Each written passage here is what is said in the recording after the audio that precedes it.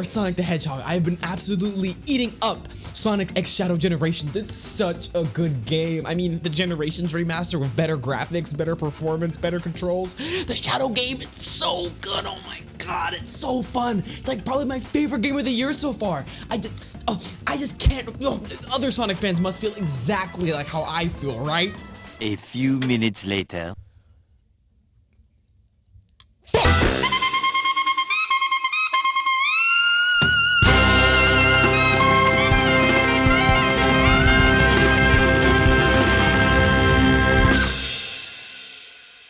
Hello storytellers, Chillixion here, back from absolutely nowhere. I've been here the entire time. And welcome to a brand new video. New chair. Check it. Look at this cute little guy. But you heard me in the beginning. Sonic the Hedgehog. I love Sonic the Hedgehog. If you know me, if you're friends with me, if you've spoken to me, you know Sonic the Hedgehog is my first love. One of my favorite video game characters, one of the most famous video game characters in the world, despite his Green Hill's looking a lot more like Sand Hill, right? history. I've been a Sonic fan since I can remember. Genuinely. This is not like hyperbole, this is not an exaggeration. I have been a Sonic fan for as long as I can remember. I think for the first time I saw him, I was like, oh my god, I am in love with this little blue rat. He is adorable. And he's awesome. He's sick as hell. I mean, when I was a kid, I would watch the Sonic cartoons, Sonic X, The Adventures of Sonic the Hedgehog, Sonic Sat AM, which would run reruns. Trust me, it did. I found them. I was playing the Sonic games, whether it was the ones that were coming out, like Black Knight, Secret Rings, Unleashed, Colors, or the ones of old through the Sonic Mega Collection, like Sonic 1, Sonic 2, or the Gems Collection with Sonic CD. I would read the Sonic comics whenever I'd go to my local grocery store. I would never buy them, of course. I would just sit down, grab a comic, read the whole thing, and be like, okay, Dad, we can go home now. Because I was broke. I had internet access from a very, very young age, so I was already engaging with Sonic fan content, whether it be Sonic fan animations, Sonic video game reviews, Sonic discussions, Sonic fan comics, fan games, fan anything, Sonic versus Rainbow Dash, this. Weird, right? Weird as hell. I loved it. I mean, I was even making Sonic OCs. I was making love interests for my Sonic OCs. I was making Sonic OCs for my Sonic OCs. I love Sonic. Even nowadays, I love playing his games with his Frontiers, the newly dropped Sonic X Shadow Generations. Hell, I even went to the goddamn Sonic Symphony down here in SF.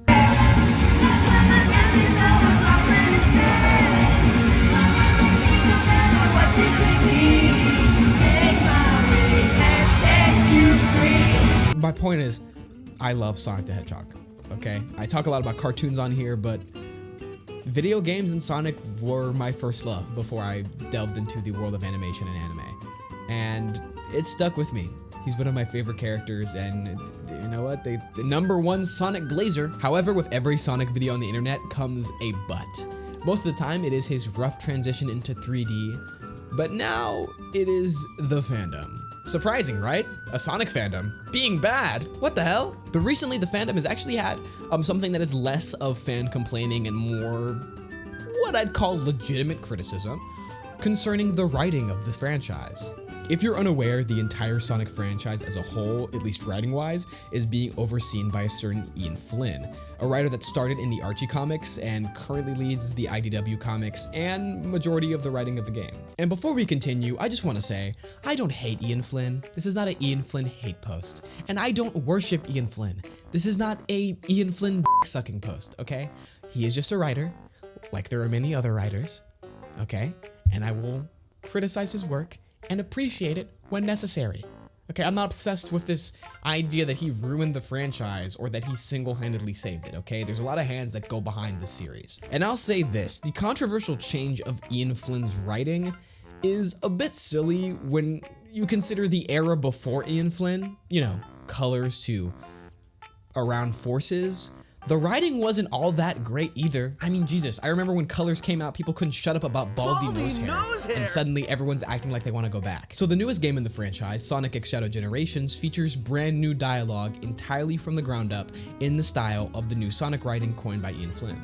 And while yes, there are critics that are saying that the new writing style is too referential to the lore, that's not the main issue at hand. The main issue is with our lovely girl, Amy Rose, and the fact that her character has been kind of significantly rewritten for this remaster. And the consensus on this is a bit unclear and the conversation is a bit controversial. So what we're gonna do is that we're gonna look at Amy before Ian Flynn and after Ian Flynn and figure out, is her character really ruined? And this is only in the games. While I love all Sonic media, this is specifically about the games. But before any of that, did you know that Sonic actually has the drop dash in this game? Pretty cool, right? Well, you can actually do your own version of the drop dash by clicking that like button. Yeah, I know, but it really helps the channel. So if I have to click that like button, let's get it to 20 likes. It lets me know that you guys want more content about Sonic and other stuff that's not entirely related to cartoons. It really helps me out. So remember, support the content and support the creator. We're storytellers together, okay? We're a community. We stick together. Anyway, let's go back to the video.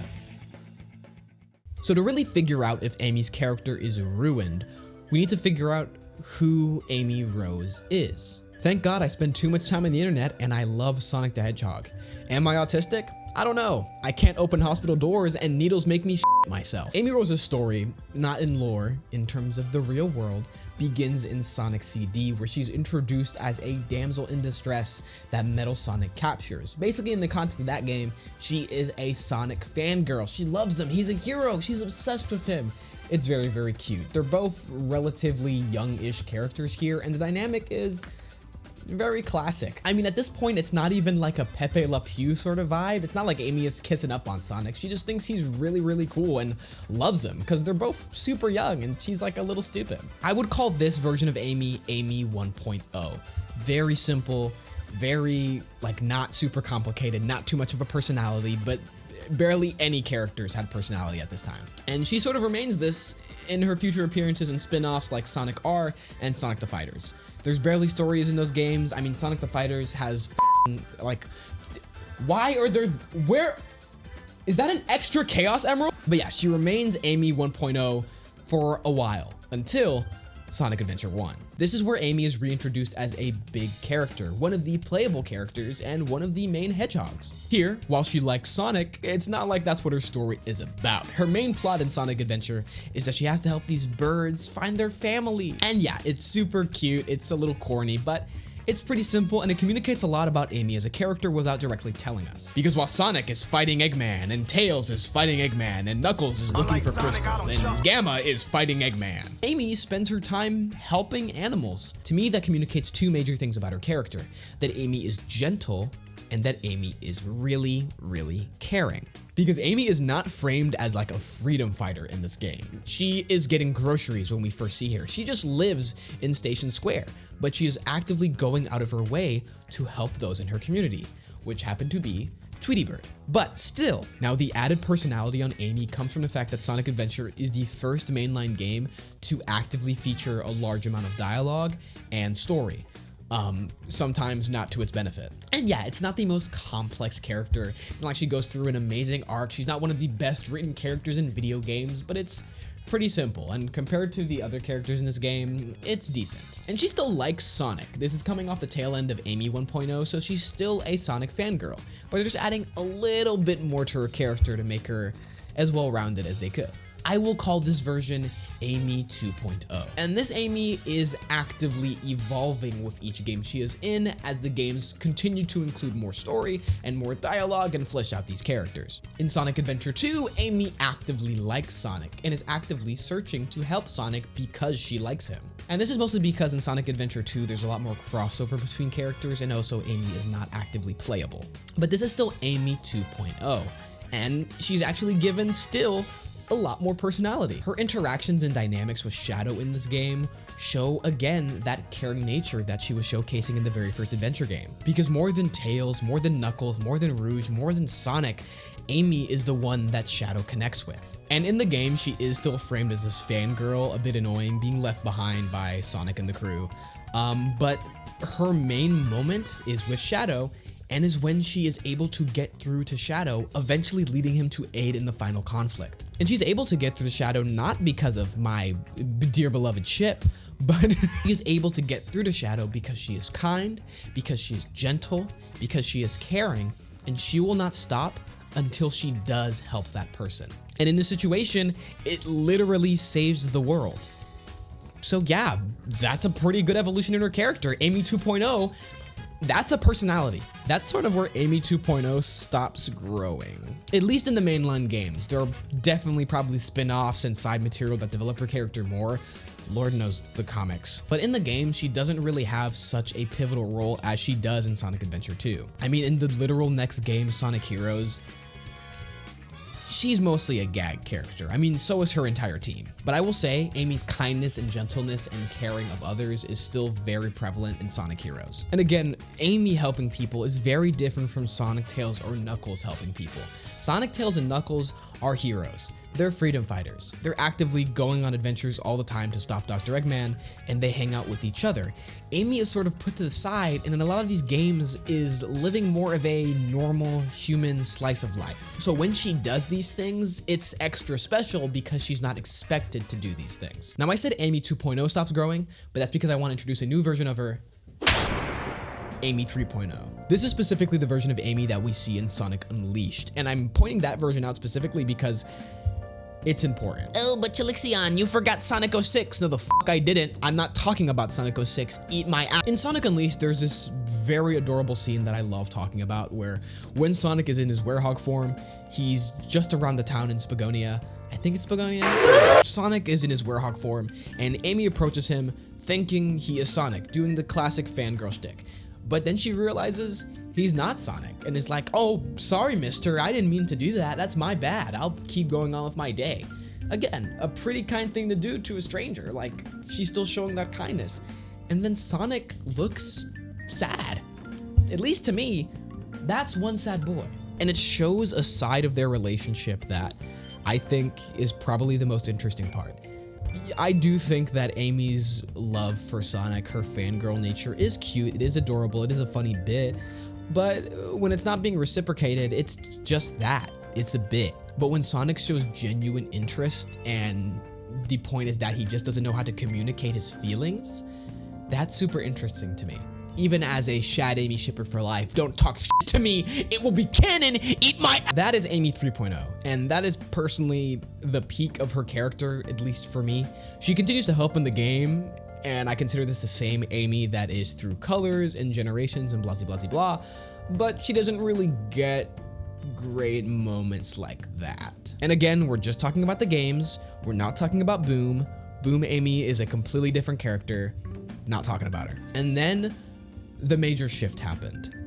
Ian Flynn became the main writer for the Sonic franchise, and Sonic Frontiers released. And this is where Amy had a major change. After years of specifically focusing on the fangirlish nature and her appreciation and admiration for Sonic, Frontiers dials that back, and it dials that back a lot.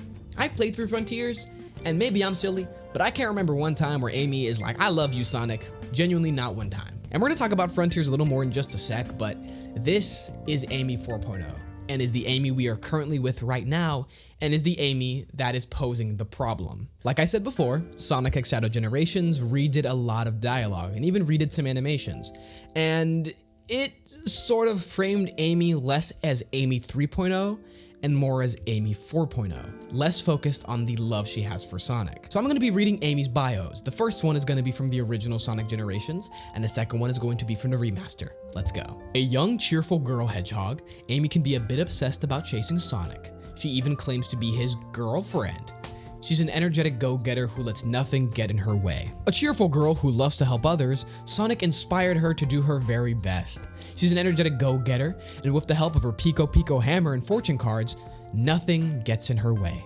Now, obviously, both of these bios are very bare bones. They're not meant to be like deep dives into these characters. It's meant to be brief descriptions of who they are for a child audience. And the problem that a lot of people are having with this is that Amy is no longer being framed as a fangirl, and her romantic interest in Sonic is taking a heavy backseat into more just being Sonic's friend that is inspired by him. And there's some other changes. For example, in the original Sonic Generations, she obsessively wanted to hug Sonic and he had to stop her, and in the new one, she's just giving him treats and he is ignoring her. They're very similar scenes, but they're also very distinctly different and communicate different things to the audience. There's also another scene where like Amy pushes Knuckles. In the original, she pushes him like all the way to the tree and it knocks him out. And in this new one, she just slightly pushes him, which again is a difference a lot of people have a problem with. I'm here to say, these changes are not inherently bad. The main reason that I think Sega is doing these changes is because they want to put more effort into writing their characters and giving them consistent character traits and personalities that allow for great storytelling. While Amy 3.0 is an excellent gag character and is good for bits and comedy, Amy 4.0 is a lot more well-rounded, has a lot more of a personality, and can be used a lot more in different stories that are a lot more dramatic. You know, stuff Sonic fans have asked for years. Like in the original Sonic generations, Amy pushing Knuckles is a fangirl pushing away her crush's like friend because he's talking shit. In this new one, it is Amy pushing her friend. That's the main difference. In a post-Frontiers world, with Ian Flynn as the main writer, Amy's main character trait is that she is extremely helpful, extremely generous, and extremely gentle. And they want to emphasize that.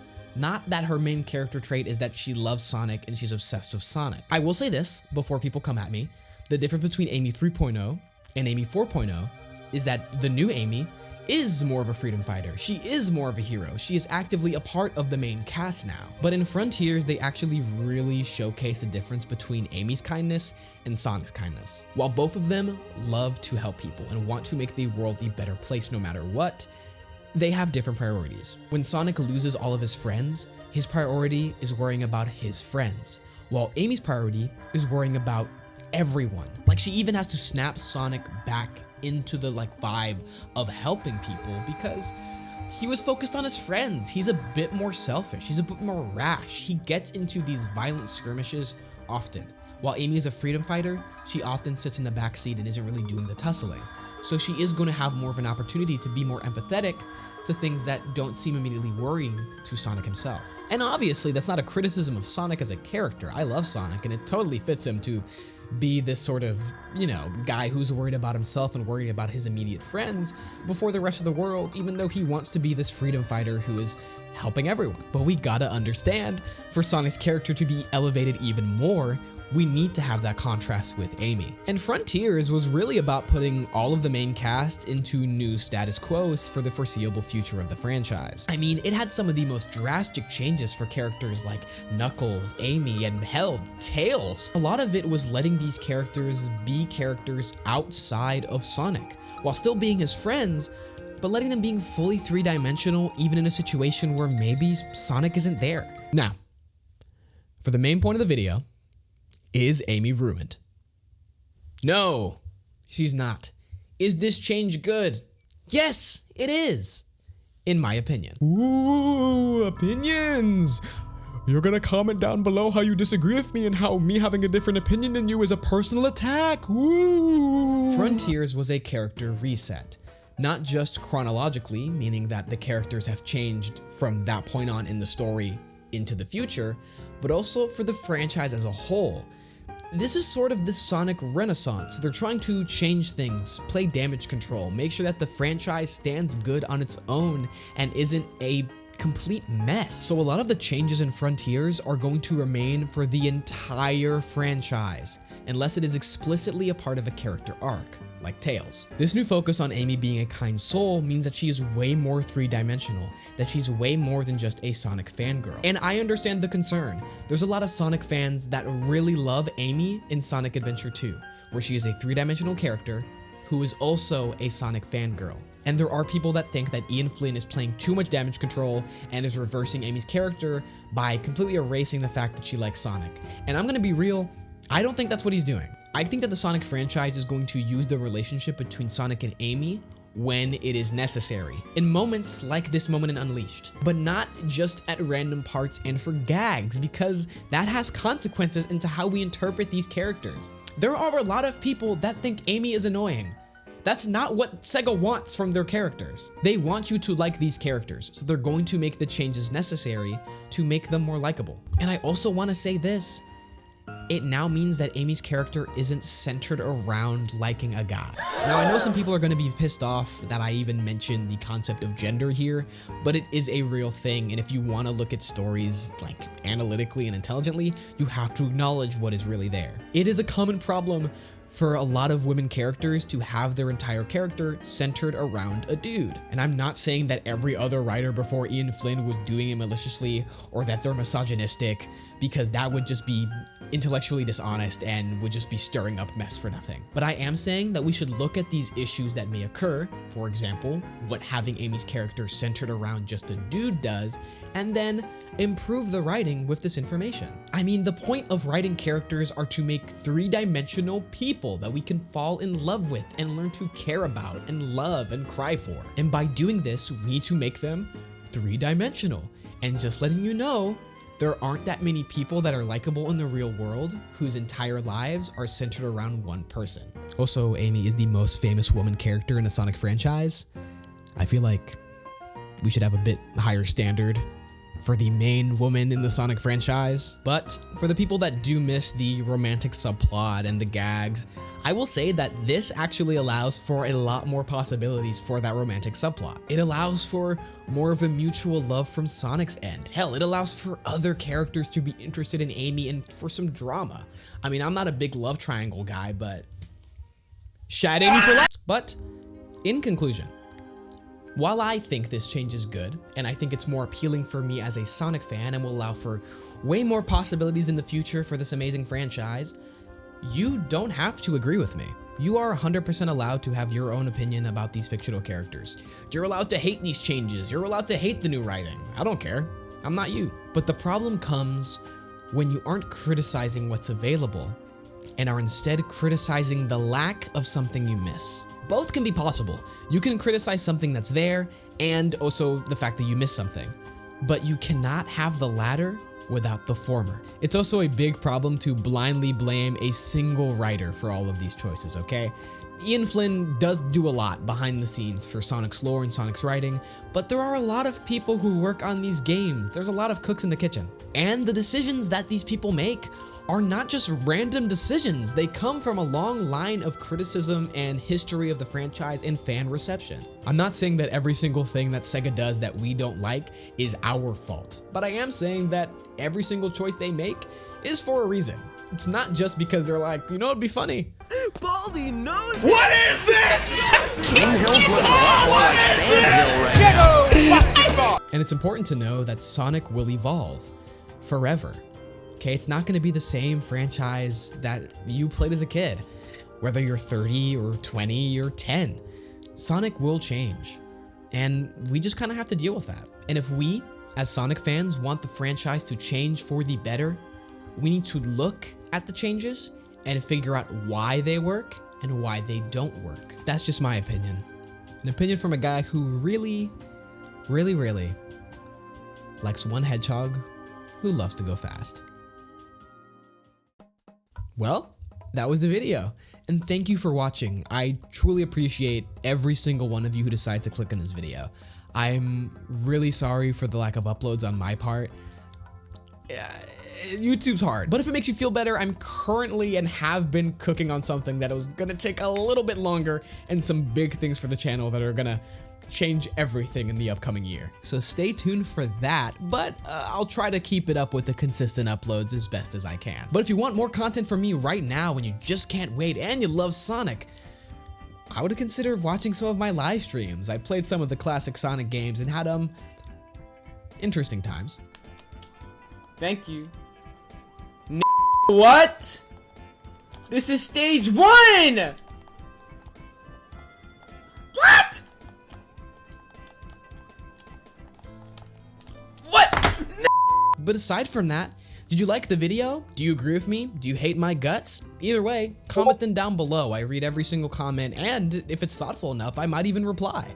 I support all conversations for anything I talk about as long as we're both being respectful. And while you're down there, why don't you click that subscribe button? It lets me know that you love the content and actually helps the channel continue to grow and keep going.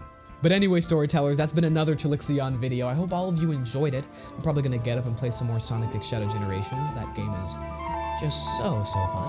But while I'm playing, I hope all of you have a damn good one. Peace.